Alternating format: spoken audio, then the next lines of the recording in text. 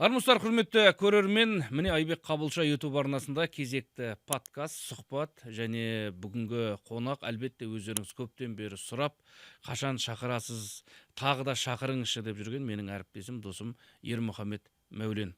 Ал Ермаш, біздің студияға уақыт тауып міне келіп отырсың, шақыртуды қабыл алдың. Рахмет айтамыз. Міне кеше ғана өзіңмен бірге КФФ League Awards, яғни жылдың үздіктерін анықтайтын керемет кеште жолықтық, және осы кеште біткен іске сыншы көп деп, бірақ үздіктер анықталғанмен көңілі толмай жатқан жанкүйерлер де бар. Енді дәл осы тұрғыда өзіңді осы КФФ League таңдаған үздіктерден бұрын мені таңғалдырған дүние дәл осы кеште сенің болуың болды. Шақырту алдың. Бұл қазір Ермұхамед Мәуленнің Қазақстан футбол федерациясымен қарым-қатынасы жақсарды, біте қайнасып кетті дегендей дүниенің көрінісі ме, әлде? Жоқ, әрине. Басқаша ма? Енді жалпы біте қайнасып бір достасып кеткеніміз шамалы. Бірақ мені о жақта сыйлайтындай, құрметтейтінді адамдар бар. Құдай шүкір, бәрі ондай емес қой енді. О жақта кеңседе қаншама адам бар дегендей. Осы іс-шараны ұйымдастырып жатқан кісілердің ішінде көзі қарақта, мынандай көзі ашық, сынаса онда тұрған не бар дейтінде азаматтар бар. Сондықтан сол кісілер шақыртты, бардым. Жалпы ұмытып қалдық қой кімді. Енді осы сынағаныңды көтермей, егер басшылық жоқ, бұл адам қара тізімде десе, енді қараңыз, мен журналист ретінде YouTube арнада сынадым, дұрыс па? Сенде сынауға правың бар, оның да сынауға бар, бәріміздің сынауға. Біз журналистпіз, біздің жұмысымыз сол, пікір айту, қоғамға осындай нәрселер жеткізу. Онда тұрған ер. Кеше мысалға Руслан Тахирұлы Балтиевтің жұмысын мен сынаған едім. Ұлттық құрамалар департаментінің нәтижесі нашар, нашар болғанда жаңа ұлттық құраманың ойындары нашар болды. Және сол жаз айларында біздің жастар құрама командасы нашар ойнап атты, Андоррадан жеңілді.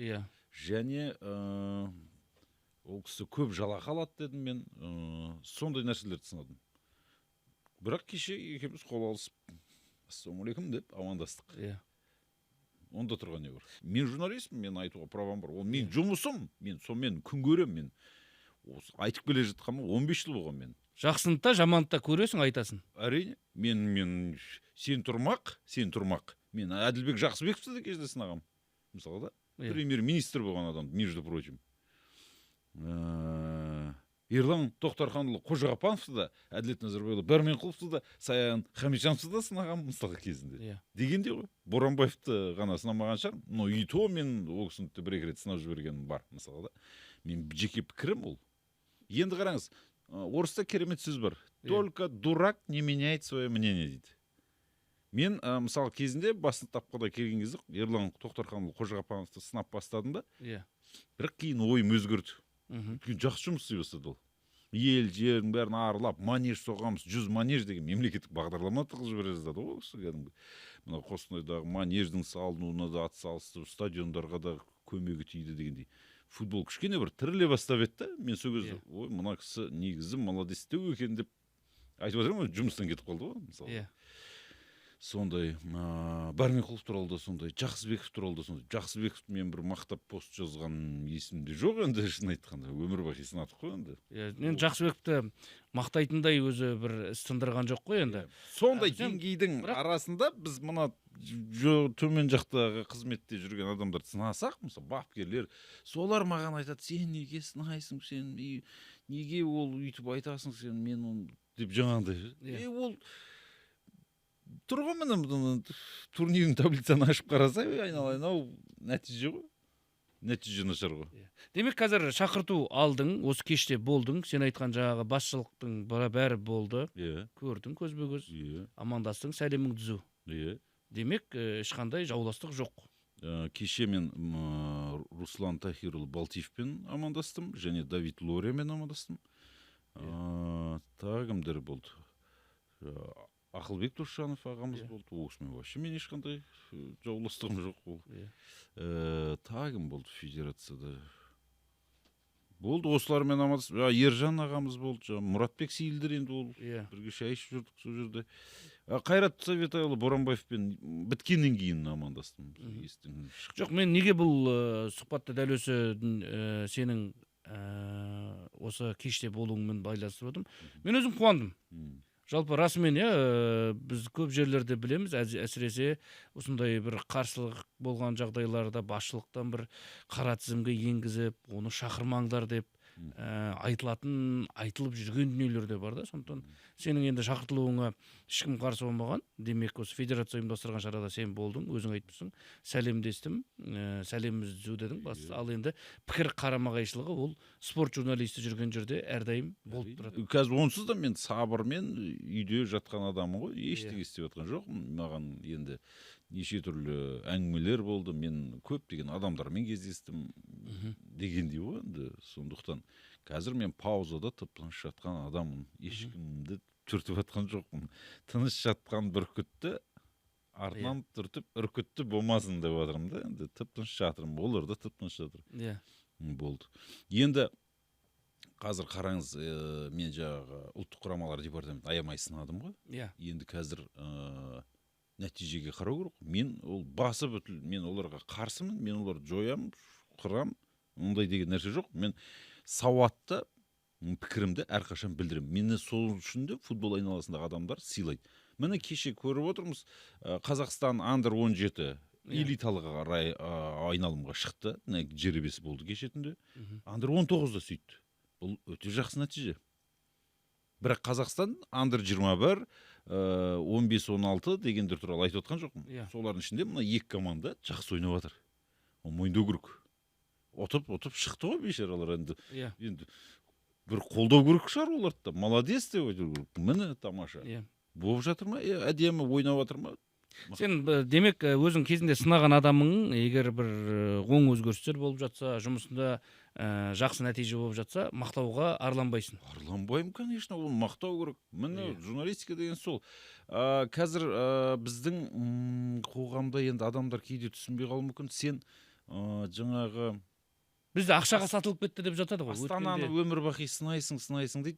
Кеше ғана біреулер таңғалып жазыпты мен осы бұрынғы инстаграмда. Мен Астана футбол клубына қазір қолдау көрсетіп жүрген бірден бір адаммын. Астана футбол клубының біраз жанкүйерлерінен кем емеспін мен сізге айтайын бір. Көп нәрсе жасадым мен бұл клубқа. Көмектестім қаншама. Қазір де мен қолдау көрсетіп отырмын. Ана Самұрық Қазына түбі қолдауы тиіс. Қасым-Жомарт Кемелұлы Тоқаевқа бұл әңгіме жету керек. Қазақстанның атын шығарған чемпиондар лигасында даңқты өнер көрсеткен командан жауып қойып, банкрот деп қол қусырып отыра ма адам деген?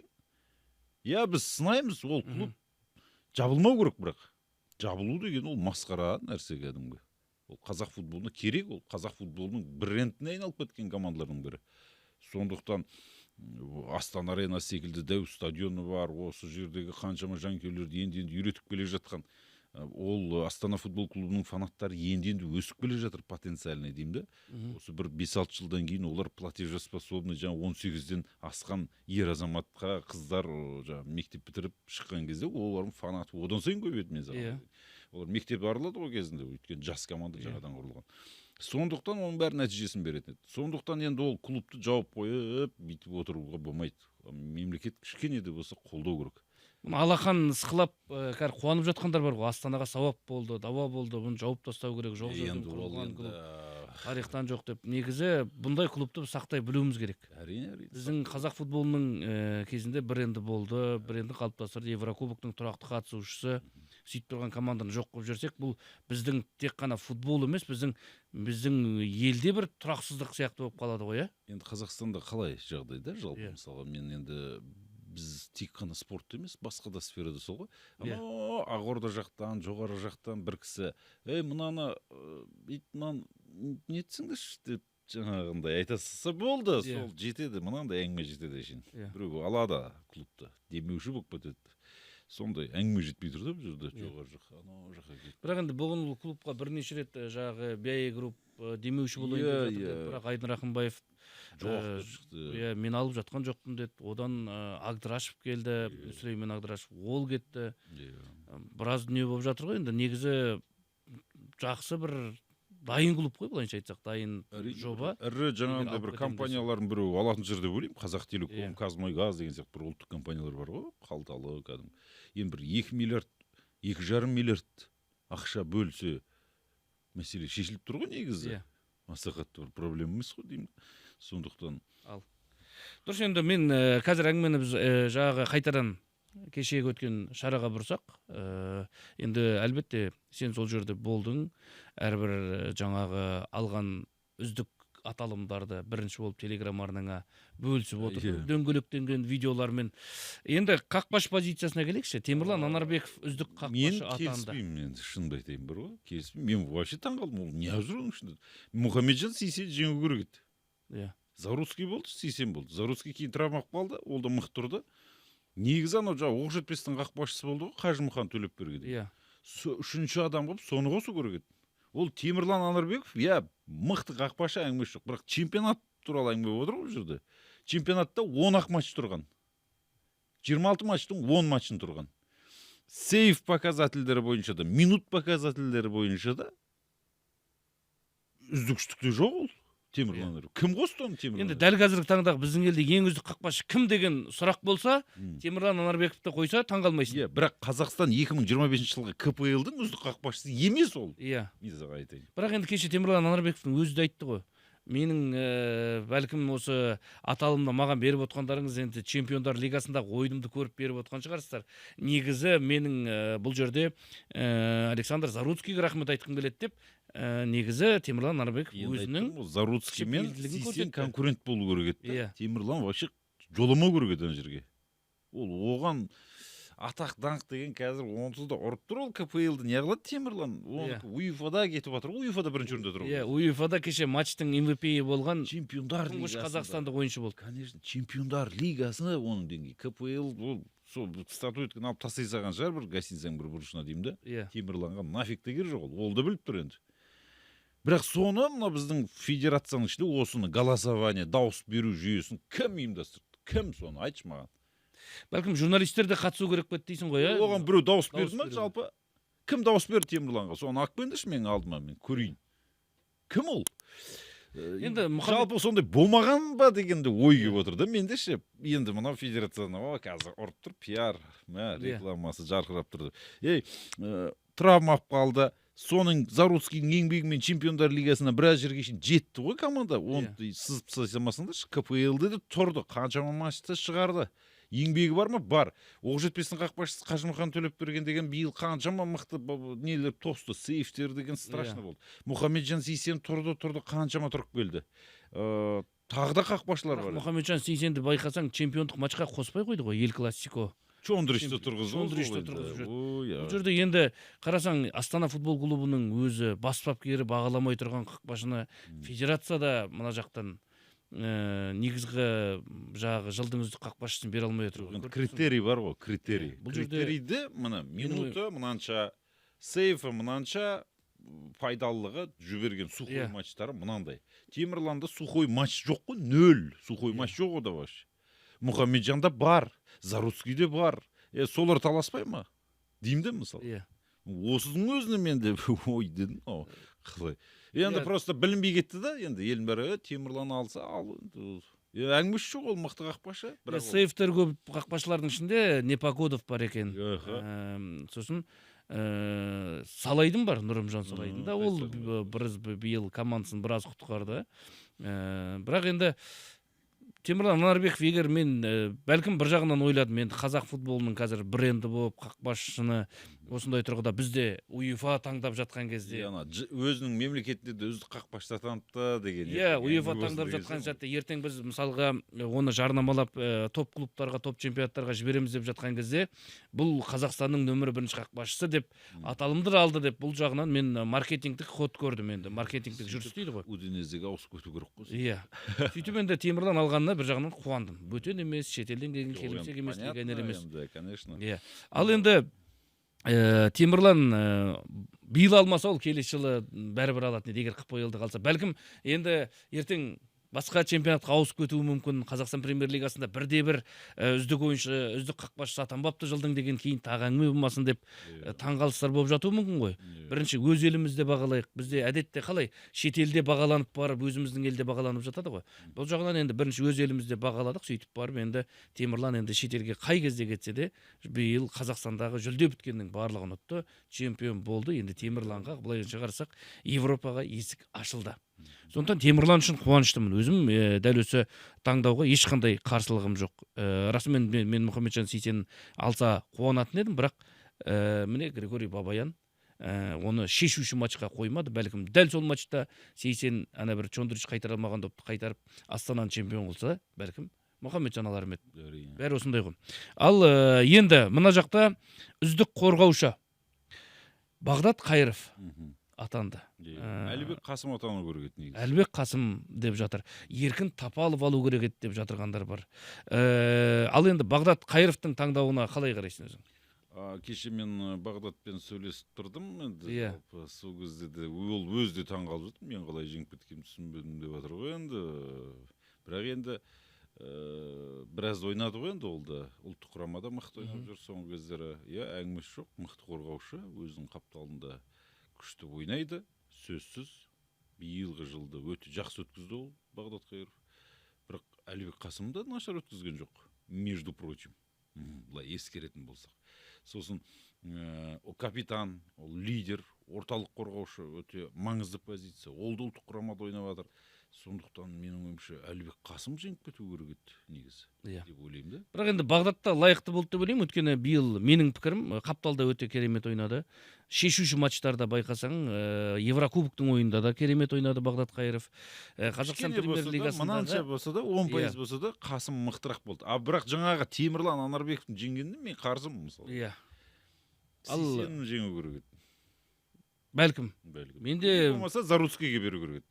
Қолы сынды, травма алды. Енді қарап тұрсаң, Заруцкийде қиын жағдайда да Заруцкий Қайраттан да қолдап жіберу керек еді. Контрактысы да бітіп жатыр. Бір соған беріп жіберсе де болатын еді. Қазақстанда туып өскен бала ғой енді, былайша айтқанда. Бір жағынан енді Заруцкийге де берсе болатын еді. Енді бірақ ол да толық маусым өткізген жоқ. Чемпиондық ойындарда да ол тұрмады. Жарақат алып қалды ғой. Жарақат алып. Тұрмайын деп тұрмады дейсің. Сондықтан бәлкім осы жарақатта кедергі болған шығар. Бірақ енді Заруцкий кеше отырды, өзі сол жерде мен Темірланның айтқанына қуандым. Заруцкийдің көзінше еңбек негізі соныкі дегенді ол айтты. Ал енді мына жерде мен Бағдат Қайыровтың таңдалғанына бір жағынан лайық па деп ойладым. Өйткені Әлібек Қасым, бірінші Әлібек Қасым да алады шығар деп ойладым. Сол жерде келіп атты ғой футболисттер енді. Бірақ Әлібек Қасымды өзің білесің, биыл Астанамен болған ойында біраз сынады. Әлібек Қасым биыл дұрыс ойнамай жүр деді. Жетісумен болған ойында білесің бе, қателесті, Ақтөбе жеңіліп қалатын кезде де алаңның ортасында. Сондай мүмкіндіктер осындай, тағы да шулауы мүмкін деп ойлаған шығар. Бірақ енді Әлібек Қасым екеуі де командалас, екеуі күліп ойнап сол жерде тұрды ғой, бір-бірімен таласып. Әлібек Қасым енді ұлттық құрамада жақсы ойнап жүр. Ұлттық құрамаға оралды.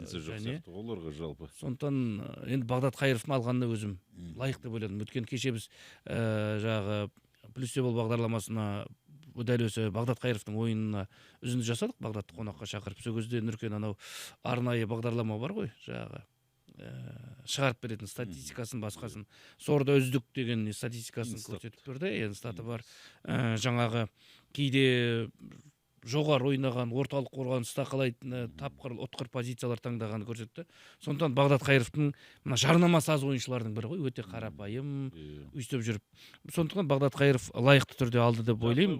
Бәлкім меніңше Бағдат Қайыровқа бұл тұрғыда үздік қорғаушы ретінде бәсекелес болуы мүмкін бір ойыншы болса, ол Еркін Тапалов еді. Биыл керемет ойнады енді оң қапталда.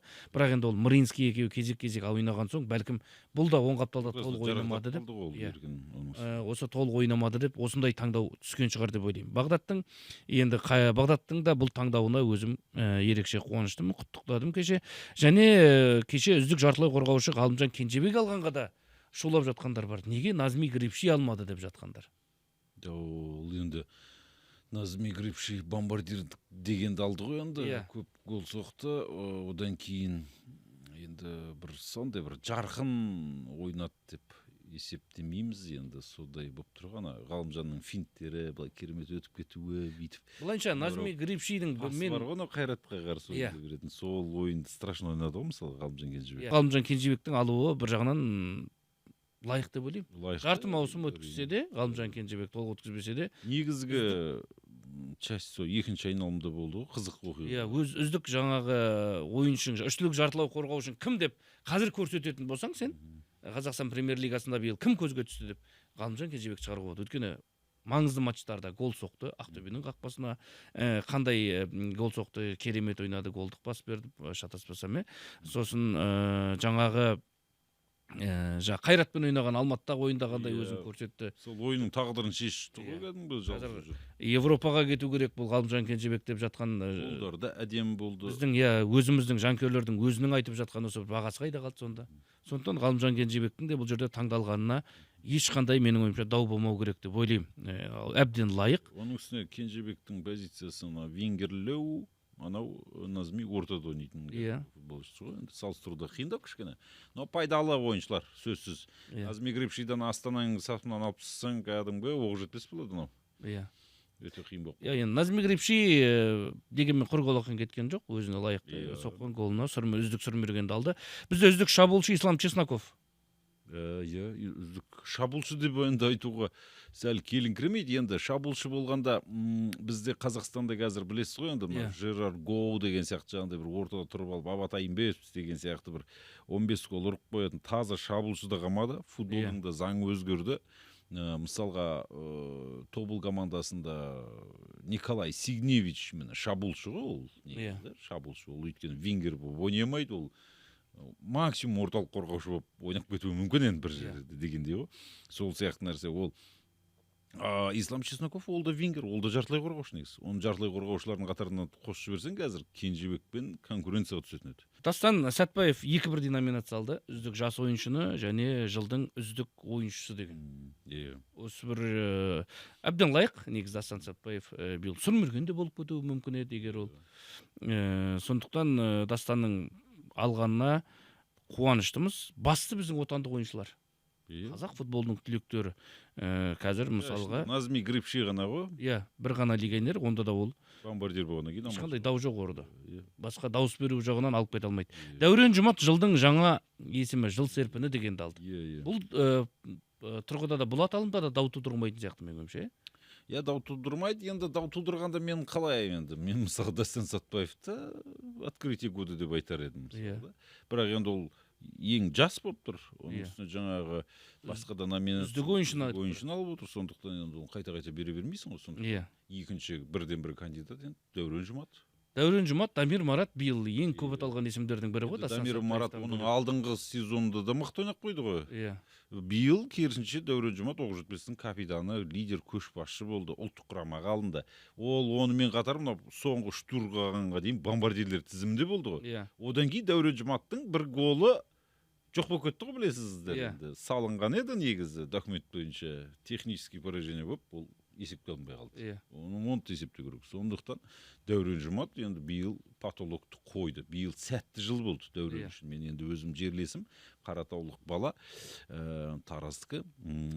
Биыл отбасын құрды, ұлттық құрамаға алынды. Оның отбасында жалпы күшті жағдайлар болып жатыр. Мүслим Жұмат деген інісі де бар Таразда. Ол да топырлат бірінші лигада жақсы голдар ұрды. Жалпы енді Дәуренді мен кеше осы жағы кеш басталатын кезде біраз футболшылар келіп жатты ғой. Енді оның ішінде жағы үздік атанғандар бар, атанбағандар бар, жай қонақ болып келгендері бар. Бірақ енді Дәуренді бірден көрдім байтында, сен жағы жылдың ашылуы деген сияқты сондай бір ойыншыны аласың ғой деп, жыл жаңалығы ретінде деп аталып ғой деп. Білмеймін енді, ондай еш нәрсе айтқан жоқ деді, бірақ мен бірді күлдім, біткен соң тағы да құттықтадым, мен дәл тауыптым ғой сен деп. Сондықтан бұл жігіттердің бәрінде үшін қуанышымыз. Рафаэл Оразбақтин жылдың үздік бапкері, ешқандай дау тудырғызмайтын сияқты. Қазақстан чемпион атанды командасы. Алдында мәселен кездейсоқ болды, жылдың соңында кеп қалды деді. Бұл жолы толық бір маусымда өз командасын алып шықты. Еврокубокте де Қазақстан премьер-лигасында бір құрамды алаңға шығарды, және өзіне артылған сенімді ақтады. Сондықтан Рафаэл Оразбақтиннің кандидатурасы ешқандай Бұл жерде үздік бапкер тұрғысында дау туғызбайды. Бұл жерде Тараздың түлектері тағы да көп болды, иә. Ғалымжан Кенжебек Тараздан, мәселен. Сондықтан Дәурен Жұмат та міне. Жалпы осындай таланттардың танылып жатқанына қуаныштымыз. Көптен бері, соңғы рет 2019-да ма? 19-да болып, сол жерде жабылған ғой, жалпы. Ол жерде де бір дау болып, сендер бүйтіп марапат өткізбей ақ қойыңдар деген ғой енді. Ұйымдастырушысы нашар болды сол кезде. Ұйымдастырушылың не сол мәселе? Эворстың ұйымдастырушысы нашар болғанда енді демек.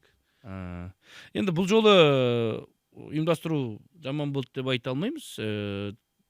Бірінші бастамасы сәттілік тілейміз. Енді осы қателіктер мен олқылықтарды өздері түзей жататын шығар. Осым айтады, гала ужин болады деп еді ғой, ереке дейді. Галасы бар, ужин жоқ деді. Енді тамақ жеуге барған жоқпыз, үздіктерді анықтауға бардық, жақсы кеш өтті. Білесің ғой кімдер айтатын, енді сол жақ қарны ашып жүретін. Прикол ғой енді қалды. Әзіл ғой, бірақ жақсы әзіл. Гала ужин енді өздеріне жағы құрметті қонақтарға болған шығар, алдыңғы қатарда отырған кісілерге біз енді сол тұрып жүріп ішкен фуршеткеде дән риза болып кеттік. Үздік атанған жігіттердің бәрімен сөйлестік. Футболшылардың көбінде қазір келісімшарт жоқ. Оны өздері айтып жатыр. Қайда барасың десең, әлі өздері білмейді. Қайда барасың десең, Вьетнамға дейін деп тұр қазір. Жоқ, барып келді ғой. Барып келді. Қазір 90% жақсы-жаққа демалып келді. Енді соңғы отбасында боламыз, жаңа жылды қарсы аламыз, содан соң кетеміз деп жатыр. Қаңтардан бастап. Оқу жаттығу жиындары басталады Анталияда. Ал енді КФФ Awards аяқтадық. Жылдың үздіктеріне қазір көрермендерде сұрақ көп, маған кешелі бері салып жатырмын. Мен енді неге бұл берді? Мен анаған қарсымын, мен мынаған қарсымын деп. Мен бұл тұрғыда біз осы қазақ футболшыларына жарнама жасадық дегенді айтқымыз келеді. Темірлан Анарбеков болсын, Ғалымжан Кенжебек болсын, шетелге алыңдар деп біз өзіміз ұсынып жатырмыз. Әрбір жаңағы әлеуметтік желідегі парақшаларын белгілеп кетіп жатырмыз. Бәлкім тіпті шетелде ойнап жүрген қазақ ойыншылардың ішінде үздіктер кім деп тағы да кезінде Бақтияр Зайнутдинов, Абат Айымбетовтер жүргенде ондай да бір аталым жасауға болады. Қазір Нұралы Әліптен басқа кім бар өзі? Аты шығып жүрген. Сондықтан бұл таңдауда да бізде ешқандай жағдай болмайтын еді. Бір не болды? Қазақстан премьер-лигасында кеше аталмай қалған дүние. Үздік төреші деген аталмай қалды. Үздік төреші анау жаңағы Қазақстан кубогында төреші болған швейцариялық төреші. Енді сондықтан мен кеше оны да сұрастырып жаттым, бірақ төрешілер демек екі есе жұмыс жасау керек. Биыл төрешілерге өзің білесің, көп сын айтылды, кәдімгідей. Сонда маған шыққан төрешілер де болды. Неге бізді қоспады? Мен бірден осы ұйымдастырушылардан сұрадым. Кеше бара салып өздерімен тікелей көзбе-көз. Сондықтан бір жағынан енді қарап тұрсаң, шешуші матчтарда кім болды? Қазақстан кубогының финалында кім болды? Швейцариялық. Ел классикада, Астана мен Қайратта. Міне, сондықтан мына жақта Астана мен Елімай ойнағанда, Қайратпен кім ойнады тағы да? Ақтөбе ойнаған кезде қырғызстандық төреші болды ғой. Иә. Қайраттың алды. Сондықтан осындай маңызды матчтарда демек шетелдік төрешілерді қойып, шетелдік төрешілер жұмыс жасап, біз енді кеше жылдың үздік төрешісі мынау деп беріп жатсақ, тағы да ол әңгіме шу болатын еді. Сондықтан бәлкім төрешілерге бұл келесі жылы қателікті өздерінен іздеп, өздерінің деңгейін көтеру керек. Ешкімнен қорықпау керек деп ойлаймын төрешілер, менің ойымша. Сондықтан енді жылдың үздіктері анықталған кеште төрешілер болмай қалып жатса, отандық біздің футболдағы қазылар алқасы, онда бірінші сұрақты өздеріне қою керек, және жауабында өздері табат шығар деген ойдамыз. Осымен КФФ Awards жылдың үздіктері анықтау жайлы бөлімімізді аяқтайық. Бүгінгі подкастта енді айтып қалдық, біраз футболшыларда әлі келісім шарт жоқ деп. Енді қазақ футболында өзің алдағы маусымнан не күтесің? 2026 жылы бізде 16 команда өнер көрсетеді. Қазір қай команда жүлдеге ілігеді-ау деген, қай команда қиналып қалады-ау деген өзіңде бір ойлар бар енді. Енді қазір чемпиондардан, жоғары жақтағы үлкен кісілерден бастайтын болсақ, бұл енді Қайрат, Ақтөбе, Тобыл, енді Астананы қазір қосамыз ба, қоспаймыз ба енді. Жаңа жылға дейін белгісіз болады. Түсініксіз болып тұр енді қазір, мен ештеңе демеймін. Астана енді былай қарасаңыз мықтылардың қатарында болу керек еді, бірақ 1-2 ойыншысы кетіп жатыр. Назми Грипшидің кеше сөйлестім, ол ағылшын тілді екен. Иә. Сөйтсем ол айтады, мен оған айтпақшы қалжыңдап, албан ру деген бар бізде, албандар көп дедім ғой. Сөйтсем ол білмейді екен, оны бір адам айтпапты ғой. Мәссаған. Күлет анан көрсетсем, міне албан деген ұлы жүздің ішінде ру бар, ірі кәдімгі осы Қазақстандағы осы іргелі рудың бірі десем, деп күлет, мен де албанмын ғой дейді. Міне Қазақстанда албандар көп. Сол сөйтсем, ол жігіттің қазір кішкене бір европалық бір клубтардан ұсынысы бар, және қызығушылығы бар екен. Сол жаққа ауысып кетеді ау төбе деген. Келісім шарты бар бірақ, Иә, сондай жағдай, соны футбол клубы сатуды ойластырып жатыр ғой. Енді Астана туралы мен ештеңе дей алмаймын, ал Ақтөбе туралы қазір менде нақты ақпарат бар, ол енді 80%-ға шешіліп тұр десек те болатын шығар. Нұрлан Артықбаев деген кісі, Қазстрой компаниясының, Қазақстрой, сол кісі сатып алса, клубты өз еншілігіне алса, қаржы саламын дейді, Станимир Стойлов шақырам деген әңгімелері бар, неше түрлі жойқын жоспар бар. Командада біраз өзгерістер орын алатын секілді. Клуб директор, спорт директоры Марат Хайроллиннің де жұмыста қалу мәселесі қазір көтеріліп жатыр дегендей. Енді құжаттар реттеліп болғаннан кейін. Егер реттеліп шынымен ақша келсе, онда топ үштіктің қатарында болып қалады. Және тобыл енді босада, ол енді 100% сол жерде жүреді, өйткені ол команда мықты, онсыз да состав мықты. Қазір Ислам Чесноков сатса, ол Ислам Чесноковтың орнына кәдімгі топырлатып 2-3 футболшы ала алады уже мықты деген. Бұрынғы ойыншылар да жалпы жаман емес. Қайрат енді босада. Мұртын балта жаппайды команда дәл қазір. Қазір барған сайын байып барадыр бұл команда. Кешеде Қайрат Советайұлы Боранбаев айтып отыр, 35 миллион евроға жуық қаржы табамыз. Шамамен жаратқанына бір 5 миллиондай евро, сонымен 30 миллион таза пайда болып тұр ғой енді. Сол 30 миллион евроны естейміз енді, футбол жалмағанда. Сон бір журналист сұрақ қойды, кезінде бір Аршавин атақты футболшылар алдыңыздар ғой деді. Сол кезде бірге жабылып жауап бердік. Футболды аты шыққан адамдар ойнамайды, футболшылар ойнайды дегендегі келтірді. Сөйтіп енді көреміз, енді жақсы футболшылар алады, сондықтан ол да чемпиондық. Енді мына төмен жаққа Елімайды ұмытып кеттің ғой. Айтпақшы, Елімай бар екен ғой. Сол Астананы шығарып жатырмын ғой енді. Ел сол Астананың орнына сол Елімайды қосамыз ғой, 4-тік болады да сонда. Ақтөбе, Тобыл, Қайрат, Елімай болады. Елімай енді бүкіл қазақстандық мықты ойнайтын кім бар, соның бәрін алып жатыр. Арсен Әшірбек деген кешегі футболшының Оқжетпестен онтап апта. Жеңіс қосылуы мүмкін деп жатыр ғой биыл. Қайдамыз қосылуы қиындау болады, әлі қосылмайды олар. Біртіндеп қосылатын сияқты ғой. Оның үстіне сол Демченко деген Жеңістің бас бапкері жұмыстан кетті ғой. Міне. Кетіп қалып, ол бар ғой. Ақтөбеге бапкер болады деген свежий инсайт естіп отырмын осы тұстанда. Тамаша. Әбден лайық. Жақсы бапкер. Ал Демченконың орнына Жеңіс командасына Әлихан Әлиұлы Әлиев бас бапкер болады деген әңгіме бар. Ассистенті кім десе? Ассистенті өзінің туған інісі Пірәлі Әлиев. Ал Пірәлі Әлиев Алтай командасына төбе бас бапкер болу керек. 3-4 тур Вахид Юнусұлы ұтылып болғаннан кейін сол жаққа кетуі тиіс. Апрельдің 15-іне қарай. Қарасам кәдімгі сценарийін жазып қойыпсың алғашқы. Апрельдің 15-іне мамырға дейінгі сценарий дайын сияқты ғой сенде, сондай сәуірдің көкектің 15-і күні, ғашықтар күні осындай мәселе көтеріледі. Бәлкім. Енді қараңыз. Сақтап қойыңыздар, дәл өз жерін белгілеп. Енді шаммен ғой енді. Плюс-минус бір ай. Жалпы мен білем, Вахид Масудов көп командаларда алғашқы 5 тур, 6 турдан кейін кетіп жатады. Соңғы бір 10 жылдықтағы карьерасын қарайтын болсақ. Лифт дейді ғой, көтереді, шығарады, көтереді, түсіреді. Сондай бапкер. Енді тағы да кім бар? Мынау енді ортан қол ұжымдардан Қызылжардан еп отқан ешқандай түсініксіз жағдай. Әлішер Абсалямовты ешкім тыңдамайды, бірақ ол директорымын деп жүр. Өйткені оны Кан мырза директорсың деп қойған, айналыс момент дейді. Сөйтсе, бірақ ол жақта Николай Борисұлы Панин деген Ресей азаматы ғой, жалпы негізі кейін Қазақстан азаматтығын алды ойын.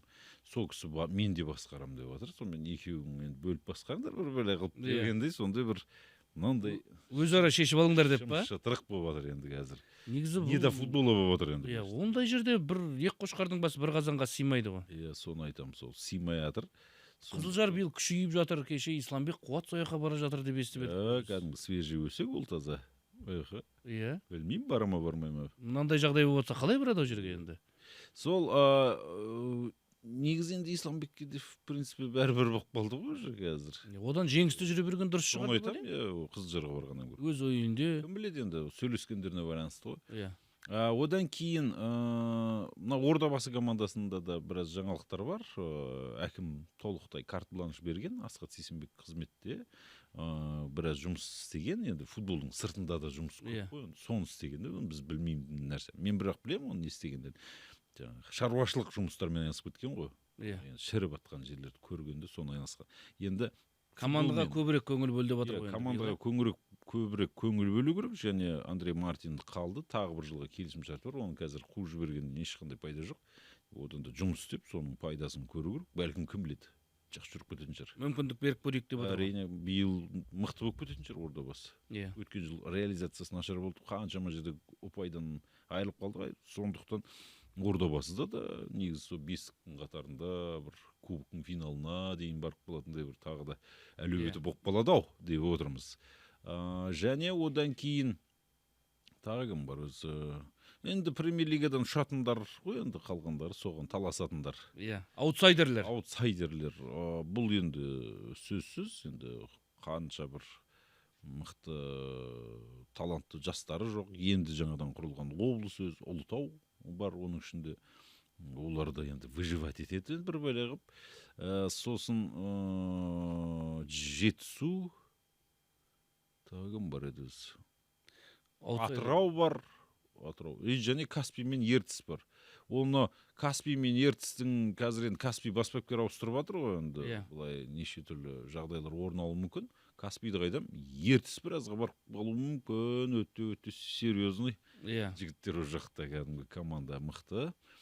Былтырға Тұран сияқты болып қалмай ма? Тұранда да былтыр мықты сол клубтың айналасындағы кісілер қатысып жүр ғой енді. Енді тағы сол Тұраннан кейін кешіп кетпей ма? Мысалға Тұраннан да биыл жақсы нәтиже күтті ғой. Оны көкектің 16-сы күні білеміз. Оны көкектің 16-сында? Иә, сәуірдің 16-сына қарай. Ол күзге дейін білмей ма? Білінбейді ол. Күзге дейін емес, көктемде ілініп кете ма, ілінбей ма көреміз ғой енді жағдай. Енді әкімшілік қаржы берсе, аямаса, бүйтсе, сөйтсе, неше түрлі нәрсе болады ғой. Иә. Сондай жағдай. Сосын енді тағы кім бар еді? Қайсар бар биыл. Қайсар қайтадан легионер алаңын деп жатыр екен ғой. Иә. Патрик Твумасидзе деп жатыр дейді ғой кәдімгі Қызылордалық. Енді біздің Қызылорданың өз баласы болады ғой. Иә, қап-қара кәдімгі. Біздің Қызылордадағы бірнеше адамнан менің класстастарымда қазір Патриктің қасына қойсаң, бір білінбей қалады ғой, қайсы легионер екені. Иә, білеміз. Сосын ана плюс 45 градус болған кезде уни береді да. Иә. Рахатты.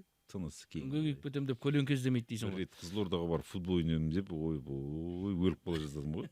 5 минуттан кейін қой айналайын дедім ғой. Масқара. Шанхай деген жерде бір колледждің залда ойнап жатсың ғой. Плюс 50 градус далада. Есімде. Ойбай. Залда мынандай болды, далада қандай болып жатыр. Қасымда жүгіріп жүрген аналарды көрдім. Мыналар действительно екен дедім. Бірақ қызылордалықтар жүгіріп жүр сол жерде ойнап. Соломон Калу ғой мыналар дедім. Тоқтамай жүгіреді ғой. Сол Қызылордаға легионерлер келеді деп жатыр, енді жақсы оң өзгерістер күтіп отырмыз. Ол жақта бас бапкер кетті, Виктор Кумаков, оның орнына Ферапонтов барды. Алдан Балтаев барды. Алдан Балтаев қазір клубтың спорттық директоры болып тағайындалды, Мақсат Байжанов кетті дегендей. Біраз ойыншылар кетті, енді тіпті кеше сол Қайсардан Темірғалиевтің да кеше кеттім дегенін естідім. Келісім шартым бітті деп Қайсарға барасың ба десем, енді жоқ деді. Негіз Қайсарда қалады ма деп ойлағанмын енді. Басқа командалардан жақсы. Ерсұлтан Қалдыбек ше, ұлттық құрамаға расширенныйге ілініп еді ғой. Ол қала ма екен? Ұлытауға ауысып кетпей ме екен? Жоқ, Ерсұлтан Қалдыбек Қайсарға барады деп отырмын. Естіп, менде бар ақпарат бойынша тіпті 90%-ға шешіліп қойған. Айбол Әбікен бар. Айбол Әбікен қалу керек деп отырмыз. Енді Айболдың өзінен де сұрап ем, қалғым келеді деді.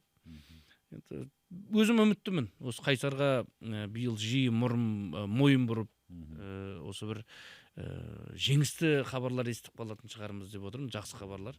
Қайсарға кәдімгі тілекші болып, енді Исламғали Қозыбақов келді, ол кісіге де әрдайым жаңағы қолдаушы боламыз. Қандай ақыл кеңес керек болса, бұл жағынан дайынбыз дегендей ғой енді. Сондықтан Қайсардан жақсы хабар күтеміз. Жаңа стадион бар, жаңа бапкер бар, жаңа клубтың басшылығы бар. Енді көреміз, енді Виктор Кумыков та біраз еңбек сіңірді. Қайсардың дәл өзіне артылған бюджетпен, өзіне артылған сенімді ақтап шықты. Енді бірақ Виктор Кумыковтың жалақысы өте жоғары болды деп жатыр. Сондықтан сол үшін ғана жібердік, әйтпесе алып қалуға болатын еді деді. Виктор Кумыковқа да КПЛ-дан орын табылатын шығар. Жақсы жүлдеге таласқысы келген командалар бюджет берсе, Каспийге барады деген әңгіме естідім. Виктор Кумыков керек нәтижеге қол жеткізіп беретін ешқандай күмәнім жоқ. Ферапонтов келгеніне қуанып отырмын. Өзің қалай қарайсың? Өте тамаша, өз-өзін дәлелдеген бапкер ол. Жаңағы Руслан Сақалбаев бар ол жақта, сондай Дидар Жалмұхан деген сияқты жігіттер бар.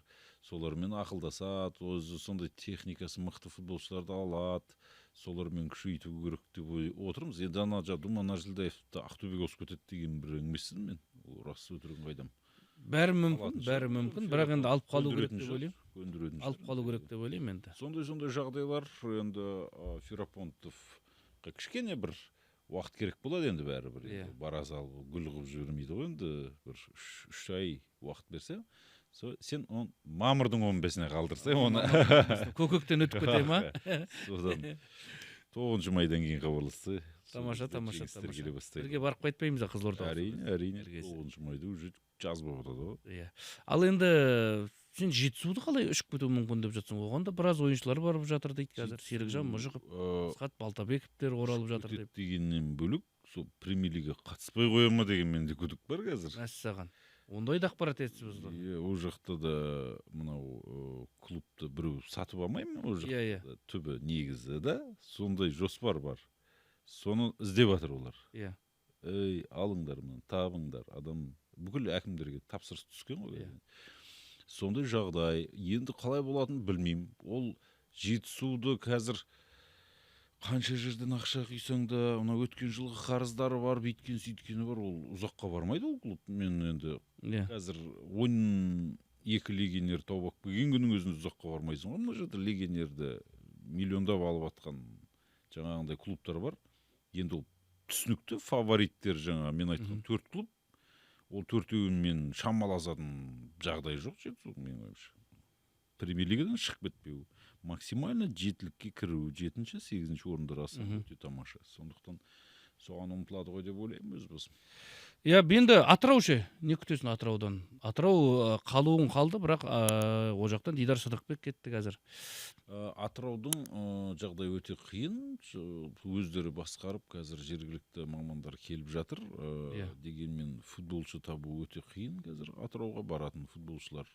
Жалпы негіз Қазақстанда футболшы тапшылығы сезіліп жатыр ғой. 16 команда болып кетті оның өзінде. Бірінші лигадан футболистердің барлығы ауысып отыр қазір премьер-лигаға. Біраз футболист ауысады. Жастар кетеді. Одан кейін жаңағы бірінші лигада 2008 жылғы 2007-лер лимит болайын деп жатыр қайтадан. Олар алаңда ойнау керек. Ол деген 4 адам деген сөз ғой, бір адам деп қарап отпайсың ғой бетіне. Оны замент етпей ме, ол травма ма деген. Сондықтан олар көбейін деп жатыр. Күйджі лигада ойнағандардың бар, енді сол бірінші лигаға кетеді. Бірінші лига ортасында енді екінші лига бар. Атырау білмеймін кімді алайын деп жатыр, қандай ақша бар, түсініксіз. Және ол Атырауда қазір проблема, одан бөлек те проблема бар. Қазақстан футбол федерациясы лицензиялау департаменті бар ғой, сол кісілердің өткен жылы ақпараты шыққан. Енді мына осыдан стадион жөндемесеңдер ойнатқызбаймыз деген. Бірінші лиганың деңгейі ғой енді анау стадион, мұнайшы стадион. Обал енді сиденес отырады. Былтыр қосалқы бір алаңды жөндеп жұмыстар басталып кетті деп жатыр ғой, мұнайшыдан бөлек. Жоқ қой, ештеңе жөнделген жоқ. Түкте жөнделген. Сол жерге трибуна қойса, бәлкім оралуы мүмкін деген еді Атыраудан. Томарлы деген жерде. Жақсы хабар күтеміз, жөндеп үлгереді шығар. Ол Атырау өз алаңдағы матчтарын енді Атырауда өткізбеуі де мүмкін. Ол да мүмкін, Ақтөбеде ойнап кетуі мүмкін ғой мына жақта. Ар жағында Ақтаудың да алаңы жетісіп жатқан жоқ. Каспийдің өзі стадионы жоқ. Сондықтан Ол жердегі стадионда мақтайтын халде емес, сондықтан Атырау барса Ақтөбеге барып ойнайды ғой сонда. Мүмкін ол. Иә. Оралға бару мүмкін. Оралдағы Динамо стадионы жөндеуден өтті ғой. Бәлкім ол жаққа да оралып қалуы Жайық мүмкін. деген команда бар. Бұрынғы Ақжайық, қазір ақ емес. Ақ жоқ, жайық. Жайық болып тұр. Иә. Енді жайықта жай оралады деп ойлаймыз енді Қазақстан премьер-лигасына. Шығу деген мақсат қойып Иә. отыр. Жайықтың басшылығында жақсы жігіттер бар екен, өткенде барғанда таныстық. Жоспарлары жақсы. Енді бір жоспары жойқын жайық. футболдан ақша табамыз деп емес, қайта осы футболға бірінші ақша саламыз, көңіл бөлеміз деп келіп жатқан жігіттер екен, соған қуандым. Бізде бір аталмай қалған клуб бар, бүгін бұл Оқжетпес. Мұрат Төлешев қалады ма? Кеше көрдім бе, Мұрат Төлешев қалады, ол қазір демеуші іздеп жатыр. Өткен жылға кеткен демеушілер бар. Директордың миы басқа да мәселелермен, осындай нәрселермен ашып жатыр ғой қазір. Енді анау ертең қаңтар болған кезде ол масқара, проблемадан проблема, футболшы іздеу керек болады. Бапкер жоқ ол командада қазір. Қайрат Нұрдәулетов кетіп қалған. Сол Қайрат Нұрдәулетов мен примерно енді шамамен бір 50% шықкен, бір мынандай инсайт бар, жетісу командасына қайтадан бас бапкер болады деген. Сол жақсы жұмыс істеді ғой. Өте дұрыс шешім менің ойымша. Және Серікжан Мужиков та сол жаққа барады деген айтып отырмыз. Оқжетпеске енді Қайрат Нұрдәулетов кімді алып Мұрат Төлешев кімді бас бапкер қылады білмейміз.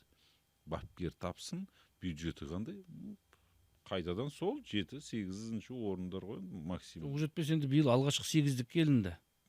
Сондықтан бұл команданың енді келесі жыл жоғалтып алып жатсақ жаман болатын еді, өйткені Жұмат кетіп жатыр, мен біледім, Марат кетіп жатыр, былтырғы көшбасшылары. Ол келесі жыл таза аутсайдерлердің қатарында ол. Биыл чемпионаттың басында күштеніп кетті олар. Содан кейін құлдырады.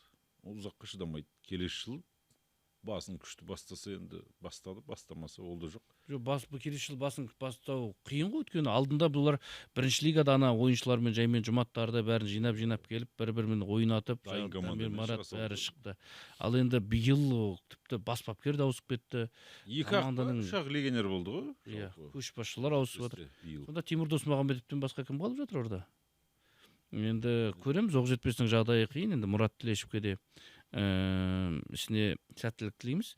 Жеңіс жайлы басқа ештеңе айтпайсың ба? Айтпаймын ештеңе. Жеңістен Ламтадзе келіп жатыр, күтпейсің ба, жақсылық? Енді бірден келе салып. Бестікке таласамай ма бұл команда? Ол кісі бірден келе салып. Биылдың өзінде алғашқы алтылықта тұр ғой. Кардинальный шешімдер қабылдамайды деп ойлаймын. Енді бұл жерде Демченконың кетіп қалуы расымен жеңіске қазір. Қажымұқан Мұңайтпасов атындағы стадион бар ғой, Кенесары көшесіндегі. Сол манеж салынып бітейін деп қалды ғой, білесің бе? Иә. Сол жақта ойнайтын сияқты матчтардың біразын. Бәлкім бірінші айналымнан кейін сол жаққа толықтай көшетін де шығар, Көреміз енді, сәттілік күтеміз. Биыл Астананың Елорданың басты командасы жеңіс болып кетеді дегенде ақпараттарды мен кеше естіп қалдым. Астана емес. Енді Астананы расымен жоғалтып алып жатсақ өте қиын. Қазақ футболының Европадағы бет бейнесі болған, біраз абырой жинаған, Қазақстанға УЕФА-да рейтингінде біраз коэффициенттер жинап берген команданы қазір талан-таражға сап жүрсек, расымен қазақ футболына үлкен сын болғалы тұр. Енді осы командалар ұшып кеткен Тұран жайлы ештеңе демей ақ қояйық. Тұранның да басында әлі біраз қарыздар бар екен. Кеше осы Тұранды алып қалғанша Мақтаралды неге алып қалмады деген ой келіп жатыр да. Мақтаралды қарасаң, аз ғана бюджетпен ойнаған, бір тиын қарызы жоқ команда екен. Сондықтан міне осындай ауыл аймақтан басында да нағыз футболға жақын адамдар жүрді. Мен бір инсайт естігем, енді ол сәл қазан айында бір чемпионат бітпей жатып, ана Мақтарал, Жетісай солардың барлығын қосып Тұранға жапсырып. Бір ғана Тұран, соны сөйтейік деген ой бар ол жақта негізі. Білмеймін енді ол. Одан кейін ол жерде тағы да бірінші лигада ойнайтын тағы бір команда бар ғой, Яссы Түркістан деген. Ол да бар. Солар Арыс деген команда бар. Солардың барлығын жинап бір дәу команда жасау керек. Негізі бұндай өңірден негізі қайта осындай майда командаларды дамытып, негізі сол пайдалы ғой. Әр аудан өзінің командасын иелік етіп, стадион жөндеп, светті прожектордың ақшасын төлеп сөйту керек қой. Свет жоқ болғаннан кейін Жетісайда түскі сағат 2-ге қойып қойған ғой, матчты білесің, Ертіспен ойынды. Соны мен жазып, айқай-шу шығарып жатып, 4-ге ауыстырдық қой, соны білесің бе, кешкі сағат 4-те. 4-те де 40 градус болып тұр екен. 4-тің о жақта қайту күн деген бар ғой. Біз жақта оңтүстікте. Сондықтан 4-5-тің кезінде ойнай алмайсың. Енді биыл Каспий ертіс қосылып жатқан Алтай бар. Алтай жайлы еш нәрсе демедік, Вахид Масудов 5 турдан кейін кетуі мүмкін. Ешкім даватқан жоқ, ешкім кеватқан жоқ, пока тыныш. Менің ойымша ұзаққа бармайды ғой. Бұл жоба ма? Премьер-лигада қалады енді. Иә. Не үшін қалатынды? Жарайды, енді Қазақстан премьер-лигасынан қазір кішігірім бір шолу жасап қайттық. Біраз дүниені айттық, уақытымызды арнадық. Алдағы уақытта тағы да талқылай жатармыз. Енді қазір біз қазақ футболында Қазақстан премьер-лигасынан Тұранмен қоштассақ, сен өзіңнің Инстаграм парақшаңмен қоштасыпсың. Не болып жатыр? Жаңадан парақша ашыпсың, оны да айта кетсең. Ол ұзақ әңгіме, қазір бастасақ ұзаққа кетеміз. Жоқ, енді парақшаң кетті, мүлдем қалыпқа келмейді. Сондай деп жазылып тұр. Иә. Мы ваш аккаунт заблокировали навсегда, насовсем деп отключили аккаунт деп тұр. Мен көрдім, былай бүйтіп көрдік, былай шұқылап көрдік. Асын шұқыладық, патрукпысың ба, содан кетті ол емес деген. Сонымен қойдым, шын айтқанда шашып кеттім. Одан кейін жазда білесіздер, 2-3 рет осында мен Аладоп кезеттіге 73 мың оқырманы бар паблигіміз болған, қазақ. Әбден сынадық сол жерде, жаздық. Онтты жойып жіберді. Енді былай қарасаңыз, басқа да адамдар бар ғой, сен бар, басқа да журналисттер аккаунттар тұр, ешкімге ешқандай. Менікі сол өзінен өзі білініп жатыр да. Иә. Бірінші Аладопқа тиісті, одан кейін сенің жеке парақшаңа кетті. Жеке басқа өтті ғой. Жеке басқа өтті. Енді білмеймін кімдер істеп жатқан, нақты мынау адам деп айта алмаймын. Но шамамен қай жақтан жел тұрып тұрғанын білем дегендей ғой. Енді бір-екі рет енді аңдып көрдік, сол шетел, Минск территориясы, Әзербайжан аумағынан сөйтіп хакерлер бұзып кіруге тырысады екен. Бүкіл Қазақстанда осы мені ғана жабылдап жатыр. Бұл да сенің енді бұл футболдағы, қазақ футболындағы соңғы адам емес екенінің көрінісі. Демек, енді мынау қазір осы 3-4 сағат бұрын ғана Инстаграм аштым ғой мен. Әні бәрекелді. Айта кетейін. Дәл осы жерде мен де жазылып алайын ол парақшаға. Енді ана Ермұхамед Мәулен деп жазсам, ол занит болып тұр енді, ол жоқ қой енді ауада тұрғаннан кейін. Енді кім болдың? Тегіңді өзгерткен жоқсың? Мұхаммед Мәулен деп аштым, Мұхаммед Мәулен деп. Мұхаммед, мынау кәдімгі шетелдік ат қой мынау, Мұхаммед. Мұхаммед Арури деген сияқты ғой. Мінекей қадірмен достар. Мұхаммед Мәулен. Жазылсаңыздар ғой, 418 подписчигім бар мінекей. Қазір Мұхаммед Мәулен деп терсеңіздер, жазылып алсаңыздар. Ермашта осылай бұйыртса. Кеше мына сурет сен сүрген жоқсың ба? Қайтадан парақшасын көбейтіп жіберу керекпіз. Жоқ, бұл суретті. Қазыбек түсірді ғой. Қазыбек түсірген шығар, мен. Үшеуміз тұрдық қой бірге. Иә. Міне, Назми Грипшинмен тұрған алғашқы сурет, бұл фейк аккаунт емес, сондықтан сенімді түрде Ермаш деп жаза берсеңіздер болады. Әлі галочка ештеңе жоқ. Дегенмен Ермұхамед Мәуленнің парақшасы осы, міне. Сіздердің көздеріңше мен де жазылып қойдым. Ал құтты болсын жаңа парақшаң, оқырманы көп болсын, сөзі өткір болсын, өтімді болсын. Бұйыртса енді бұл енді хакерлердің шабуылынан аман болсын. Бүгінгі Ермұхамед Мәуленмен бірге өткен біздің шығарылымды аяқтайық. Біраз сұхбат айттық. Негізі кішігірім бір 45 минут қана жазамыз деп едік. Қазір 1 сағат болып қапты. Монтаждап 45 қыласамыз. Иә. 2-мен көріңіздер деп. 1 сағаттай болып қапты. Көп сұраққа жауап беруге тырыстық. Алдағы уақытта да ораламыз. Негізі біраз нәрсені айтатын дүниелері бар. Әлде ол кеше Қайраттың Чемпиондар Лигасындағы мүмкіндігін, ойынын, нәтижесін оңғанда тоқталуға болады. Бірақ бұл жерде енді көкек емес, қаңтар айында, ақпан айында Чемпиондар Лигасын толықтай қорытындылаймыз. Қайраттың бір маусым бойғы әзірге бар мүмкіндігін жасап жатыр. Біз топтық кезеңге шықса болды, ештеңе сұрамаймыз, одан артық дегенбіз. Енді сондықтан уәде нәтижені мен Қайраттан дәл қазір талап еткен дұрыс емес деп ойлаймын. Бастысы біздің қазақ футболының түлектері жүр. Легионерлермен ойнап жатқан жоқ. 5 футболшы шықты ғой кеше, қазақстандық 5 ойыншы академияның түлектері шықты. Дастан Сәтбаев, Дамир Қасаболат бар, Темірлан Анарбеков бар. Одан өткенде Интерге қарсы кімде шықты? Широбоков пен Мринскийді енді академияның түлектері. Мринский, Сәдібеков шықты, Еркін Тапалов бар. Қарасаң, қаншама қазақ балалар жүр. Жақпаев шығып жатыр. Топтық кезеңін. Иә. Тұяқбаев шығып жатыр, Байбек шығып жатыр. Ойбай, ол Байбек негіз құрамда ойнап жатыр ғой уже. Осындай қазақ жігіттерінің қазір чемпиондар лигасында есім сойы аталып, кәдімгі жаңағы әр құрамды шығарған кезде біздің көк туымыз жандарында тұрған, мұның өзі үлкен қуаныш, мұның өзі жеңіс түсіне білген адамға. Ал енді кеше Астана аренада жанкүйерлер аз болды деп жатыр. Негізі қарасақ, Пафоспен болған ойында да жанкүйерлер көп болған жоқ Алматыда.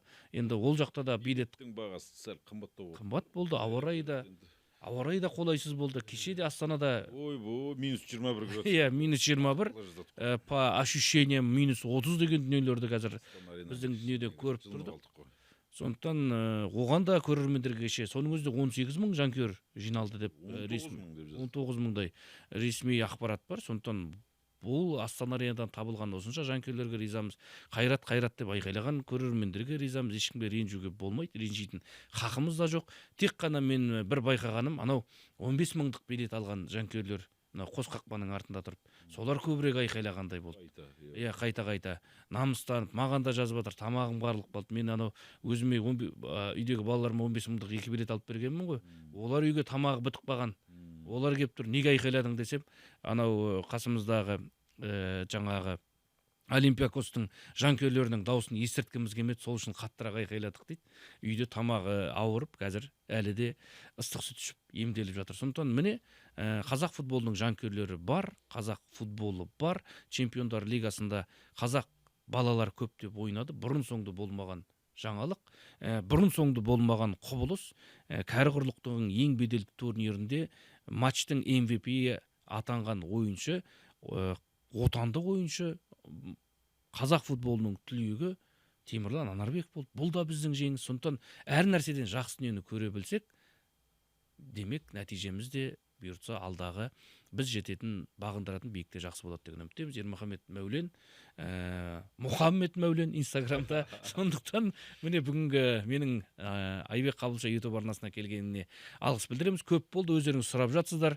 Қашан шығасыздар, неге елдардың шашын алдыңыздар да жоқ болып кеттіңіздер ғой деп. Сол елдардың шашы өссін деп күтіп жүргенбіз. Бір жағынан міне оған әлде ораламыз. Оның бір жағы бар, тағы да бізге демеуші іздеп жатырмыз, әлде демеушілермен келіссөздер жүріп жатыр.